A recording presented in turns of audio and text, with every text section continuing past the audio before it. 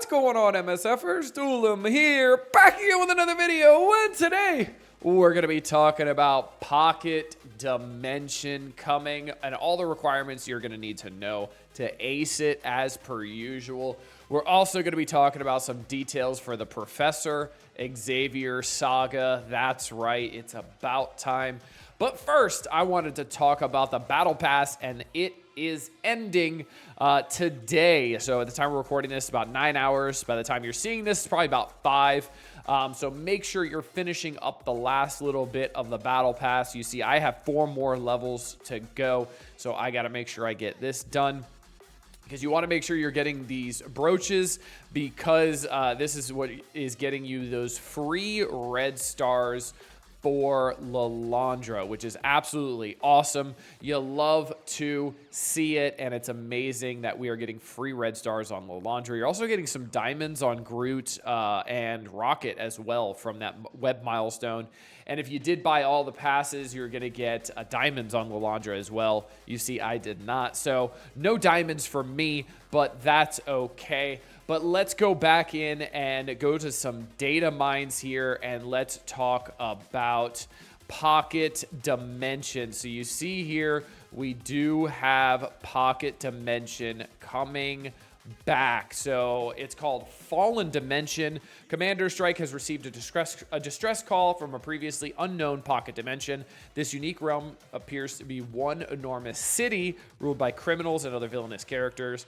After careful consideration, we have decided to authorize a mission to this dangerous reality, which we will call Fallen Dimension. So be on the lookout for this all-new Pocket Dimension coming soon. Minimum requirements: Fallen Dimension requires skill characters.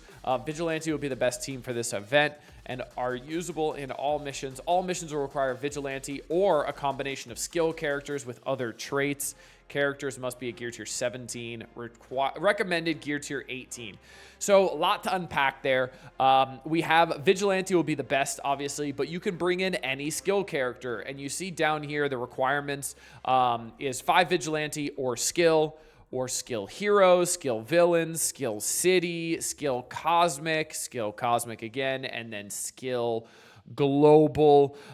So obviously we're gonna need the 5-piece team if you want to do the absolute best. But if we hop back in game here, we do have a lot of good options. So you got skill cosmic in Thanos Endgame, and that would also be a skill villain as well. Skill city is going to be a little bit more rough because it's pretty much just Spider Society outside of the Vigilante team. We also have Moondragon, who's a skill cosmic as well.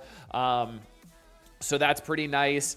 But yeah, not the best choices. We also do have some skill global in Peggy. So Peggy Carter from Liberty can be really helpful for skill global, and maybe just new stats can carry and help out. Another skill city would be Black Cat. So if there's any Dormammu's over there, you're going to want to use her to take those revives off. So some pretty good characters you could choose from. Not too bad at all. I also really, really like that it is 5 Vigilante or skill hero. So you can use any combination of Vigilante that you have. If you've only got the reworks, that's okay too.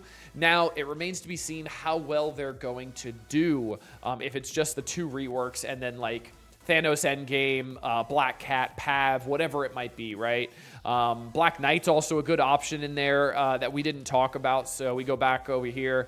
Black Knight's a good hero global skill, so he can help out for skill global and skill hero. So that's really, really nice. So Black Knight could be super helpful. But I like the option. And what's interesting is this section here is 3 Vigilante or skill cosmic, which I'm not sure why. We do have some good options for skill cosmic, like I said, Thanos Endgame and Moonstone. So I'm not sure why that says 3. But it's also recommended gear tier 18. But it does say gear tier 18 Vigilante characters. So this might mean like just new stat characters at gear tier 18. So old stat characters might have to be gear 19, level 105, 3 diamonds to kind of keep up to snuff with this content, because it specifically says Vigilante there. So I'm assuming it's going to be tuned to newer stats, obviously. I mean, that's what a lot of PvE content is going to be. It's going to be all tuned to new stats, so they encourage you to get the new teams, or if you get lucky, you get to use them. So super excited for a Pocket Dimension. We usually get pretty good rewards. It doesn't say anything about rewards in here, which is kind of unfortunate. I wish it said like gear tier 20, purple ISO, stuff like that, but I'm assuming it'll be gear tier 20 and some shards for maybe one of the vigilante characters like they've done in the past. So maybe that'll be the thing about what's happening. So let's talk about some data mines for Professor X Saga. And remember, we have 4 bosses that are going to be part of the Professor X Saga. So we have Nimrod, Gladiator, Shadow King, and Dark Xavier. And those are going to be special nodes that have those bosses on there. And we're getting some details on what those bosses are, which is really awesome. But first, we're going to be talking about the return of the Shadow King milestone. Gain progress in this event by earning Shadow Orb fragments and ISO from ISO 8 nodes. Earn fantastic rewards and prepare for the Shadow King trials. So Shadow King trials are returning as well. We also have some frames, which looks like the race is going to be for frames. So Age of Xavier Elite Frame Red or Elite Frame Blue is going to be unlocked via Race to X event. So it looks like we are getting a race to unlock Xavier first, and you're going to get a frame for that. So it's not going to be like Odin, where you're going to be battling out for the red stars and trying to get there faster.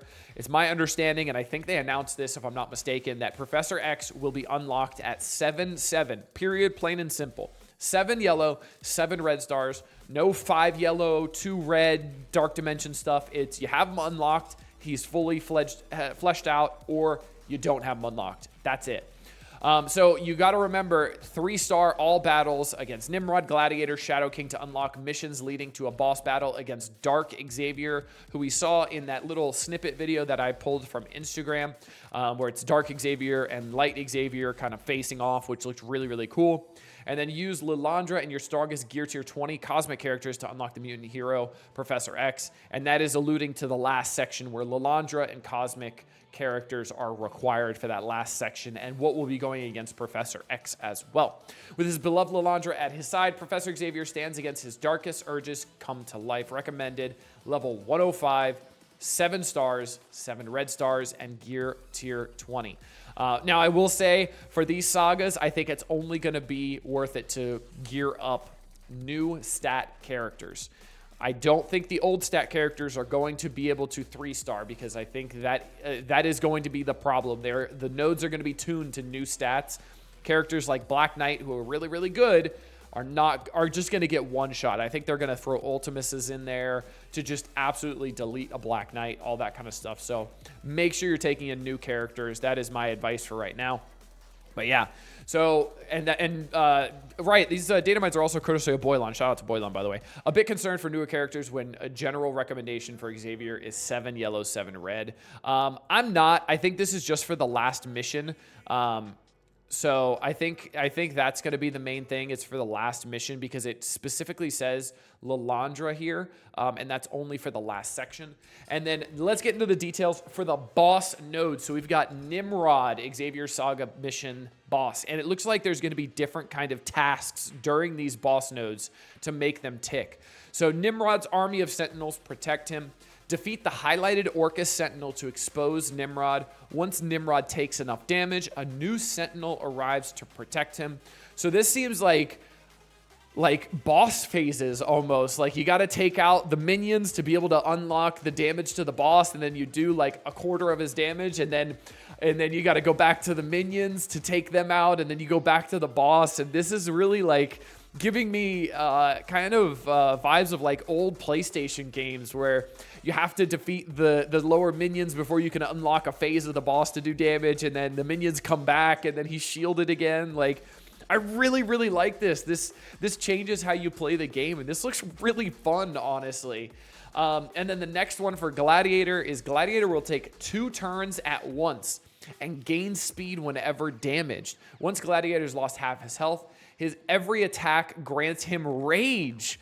So rage coming back from Battle World boss for for null, obviously, and each instance of rage increases Gladiator's damage and speed. So I think this is going to be a stat check. This is going to be a star check on whatever section this is. I can't remember what section this is, but I think this is going to be the reason why you want new characters, because a Gladiator with defense up, safeguard, immunity is not going to be taking a lot of damage at all, and he's going to be getting rage over and over and over again, especially once he's lost half his health. So you're going to want to make sure you kill him quickly, or his rage is going to delete you. So that's a really cool mechanic. Obviously, he's gaining speed whenever he's getting hit as well, which is a mechanic because he's a protector. He's going to be getting hit a lot. So I think this is awesome. This is really, really, really cool. Shadow King Xavier Saga boss mission. Shadow King summons duplicates of your allies. Once summoned, Shadow King becomes stealth and takes reduced damage. So you got to defeat the summons to expose Shadow King and damage him before he summons again. So this is kind of like the Nimrod one, but a little bit more akin to lore when it comes to Shadow King, which I think is awesome. I think that's really, really, really cool. It's making sure that you can't do all the damage on him, just kill the boss and then move on to the next one. You have to, it's going to be going in phases, which I think is going to be really, really fun. And it's going to cause for some engaging gameplay, which I am super, super, super excited for. This looks really fun. And then finally, the Dark Xavier mission boss. So Dark Xavier cannot be damaged through normal means. When all of his allies are defeated, his energy falters and loses health. Defeat all Dark Xavier's psychic manifestations to earn victory. So it looks like we cannot touch him. We cannot do damage to him. He's going to be immune to everything. So we have to defeat all of his allies to make sure he loses health. So I'm assuming there's going to be a boatload of like X-Men characters like Cyclops, Colossus, a bunch of X-Men characters coming in and trying to protect him and stuff like that because he turned them dark as well. And you got to kill them to slowly do damage to Professor X, which I think is so cool. I absolutely love that. I think this looks like so much fun, and I'm honestly so excited that this is actually going to be engaging content instead of just like the Apocalypse Saga that was just, hey, 3-star this node, move on to the next one. It wasn't really fun. There wasn't much story to it, and then you watch some characters talk to each other. So I'm really, really optimistic for this, and not even cautiously optimistic. I am looking forward to this. This looks like so much fun. So if you guys are excited as I am, drop a comment down below and let me know. But until next time, this has been Duelim. Later, MSFers.